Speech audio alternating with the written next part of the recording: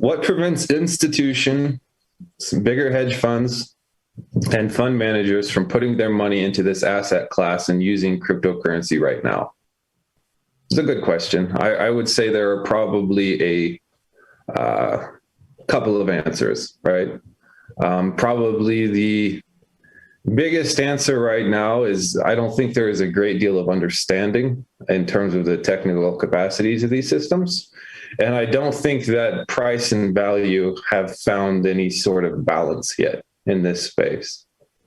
So that puts that asset class as a whole in the really high risk, high volatile category. It's one of those things where it's just new technology. It's still emerging.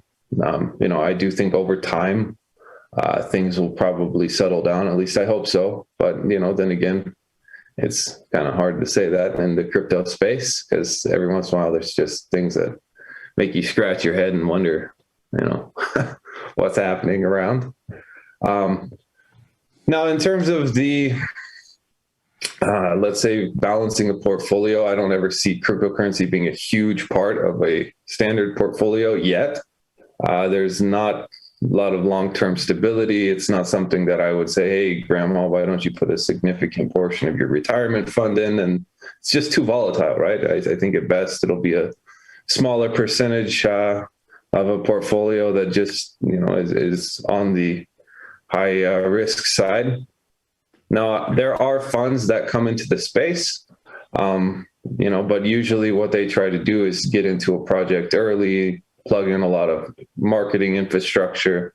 Usually they're market making on the back end. And, a lot of the times I don't see a tremendous amount of value to communities as a whole with that, especially when you just get closed source code, right? Because it kind of brings in a player that, your average community developer is going to struggle to compete with, and they really leave nothing behind for the community to continue to grow.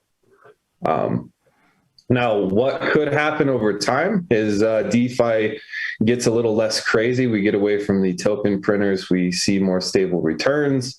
Ultimately, time is going to be what kind of shows that this asset class has the ability to produce stable returns, and then the risk assumptions over time will go down, and then you could see more traditional funds using it as a certain allocation of the standard portfolio. But we'll see. We're not there yet, in my opinion. What's your take, Alex?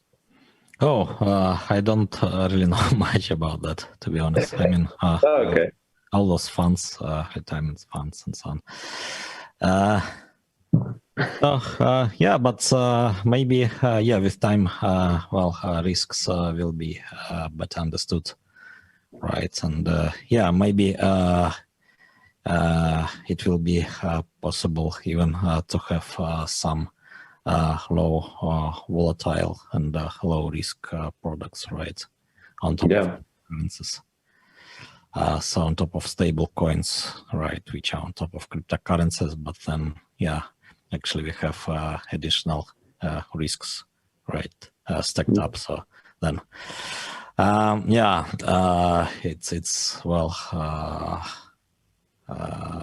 it's needed in the first place to understand all those risks to start with, right, before, getting in some big money. No, it's just the truth. And the reality is there's a tremendous amount of leverage and risk in a lot of different aspects of cryptocurrency. And so, if you look at the risk allocation that the average fund is going to be willing to take on, I think at this point, at best, we're going to still be, in the low single digits in terms of general exposure. In terms of balancing the risk across a portfolio.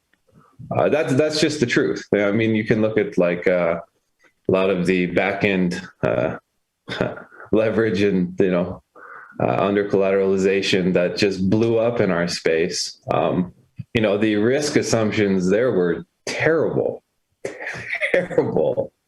I'm surprised some people would be willing to give that type of funding, to be honest, but it's just something I'll scratch my head at in the space. That doesn't make sense to me, but I'm not the one making that decision.